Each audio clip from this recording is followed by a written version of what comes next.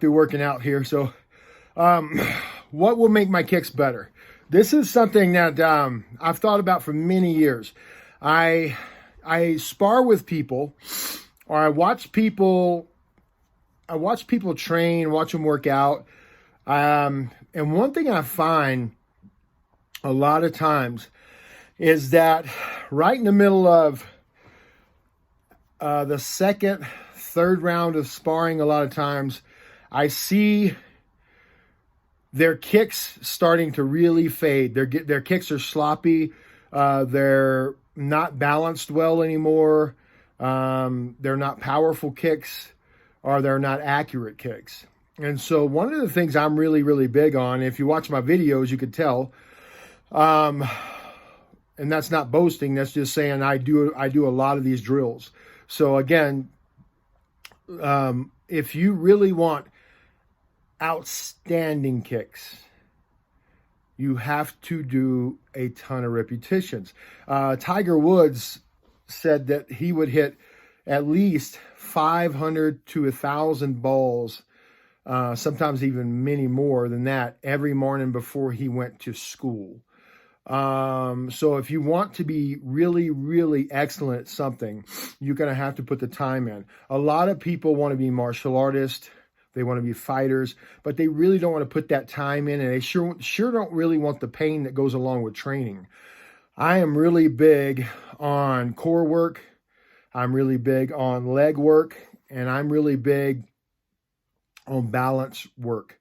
I think that if you're going to be a martial artist, if you really and truly want to be a fighter, if you want to be a fighter per se, you're going to have to do things that you really don't want to do. And you're going to have to learn how to love the things that you don't want to do.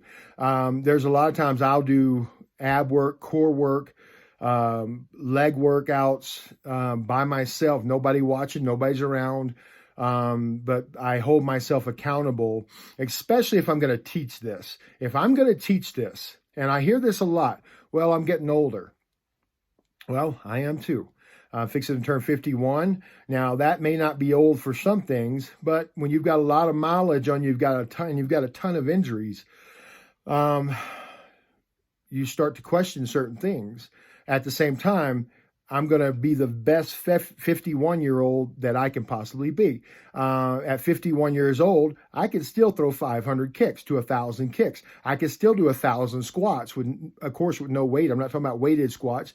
I can still do 1,000 squats without blinking an eye. I can hold my body weight up for many, many minutes at a time. I can do core work for an hour straight. Again, not bragging, I've put the work in.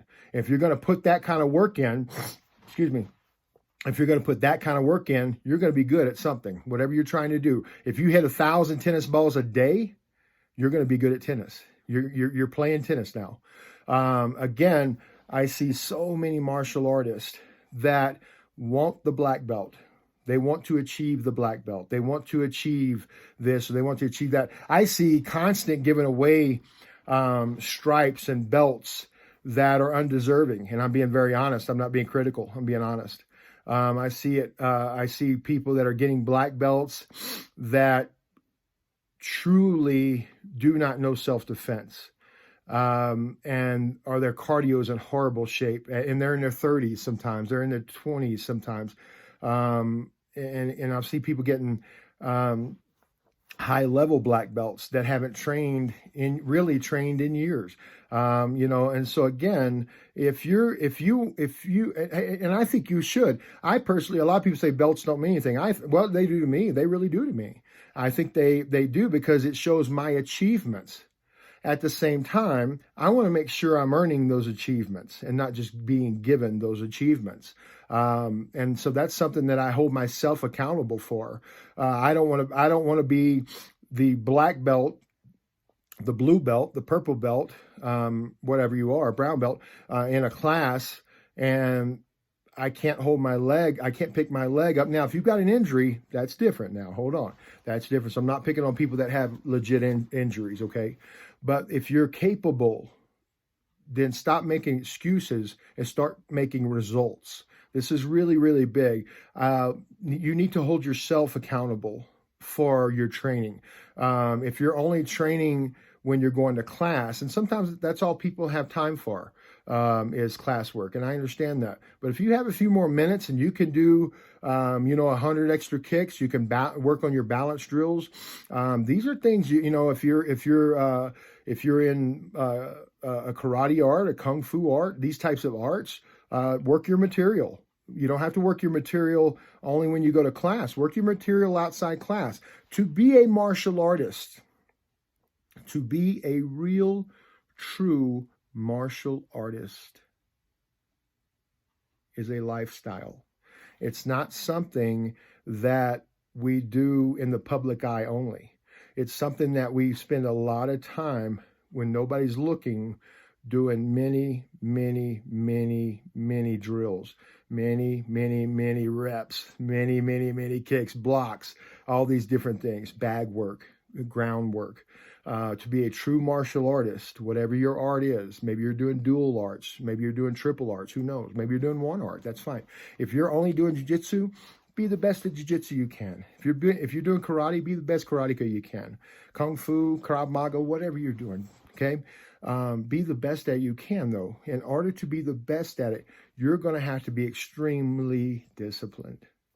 Extremely disciplined. Most of my workouts are done when nobody's looking. Majority of mine, because I teach so much.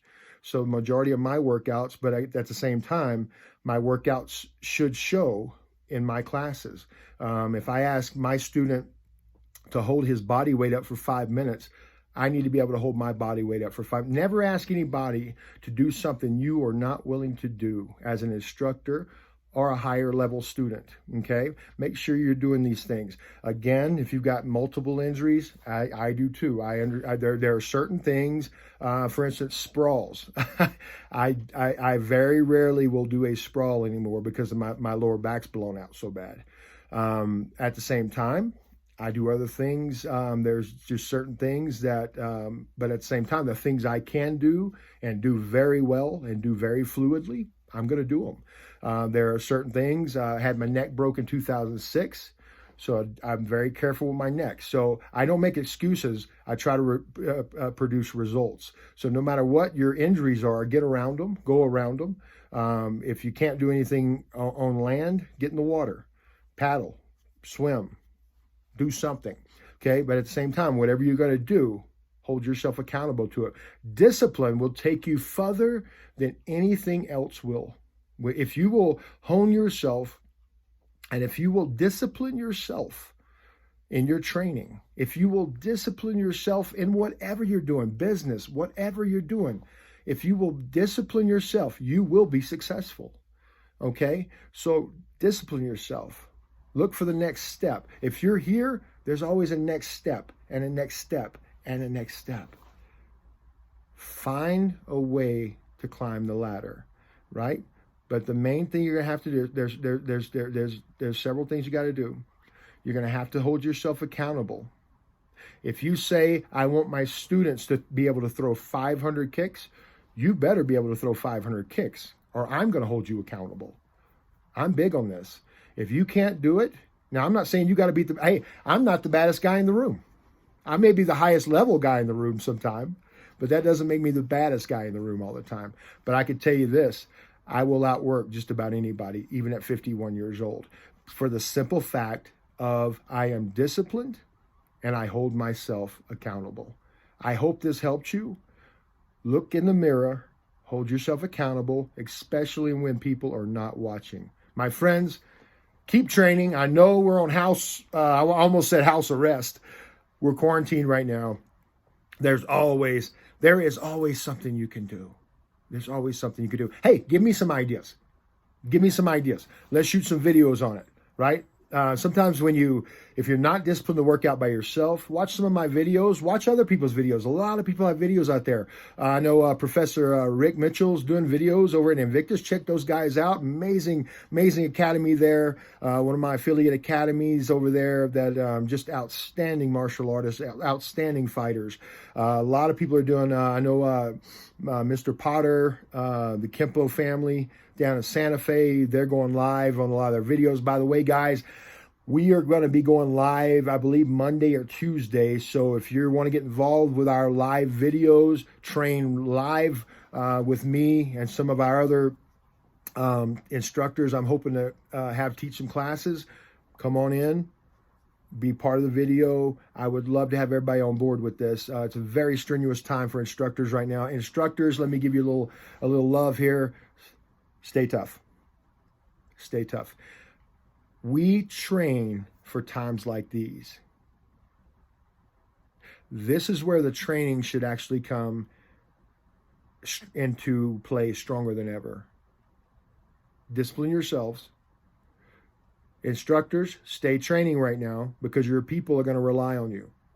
Don't lag, don't lax. Let's get it done. Stay disciplined. Remember, martial arts is a lifestyle. Just because you're not at the dojo right now doesn't mean that your lifestyle has stopped.